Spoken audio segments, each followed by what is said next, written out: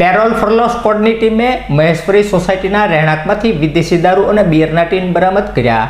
Parole furlough સ્કોડની team પેટ્રોલિંગમાં હતી તે વેળાએ બાતમી મળી હતી કે ચિત્રા ખાતે રહેતા ભરતભાઈ લીંબાભાઈ ચાવડા, નૈનાબેન ઉર્ફે નન્નુબેન, જયંતિભાઈ બારૈયા વેચાણ અર્થે બિયર અને વિદેશી દારૂ લાવ્યા છે, જે મહેશ્વરી સોસાયટીમાં રહેતા સંજયભાઈ ઉર્ફે ચોટલી, શુક્કલભાઈ સાખટના રહેણાંકમાં બિયર અને વિદેશી દારૂનો જથ્થો રાખ્યો છે। જે બાતમીના આધારે પેરોલ ફરલો સ્કોડની ટીમે રેડ કરતા વિદેશી દારૂની 41 બોટલ અને બિયરના ટીન 171 મળી આવતા મહિલા સહિત ત્રણેય સામે ગુનો નોંધી આરોપીઓને ઝડપી લેવા ચક્રો ગતિમાન કર્યા હતા।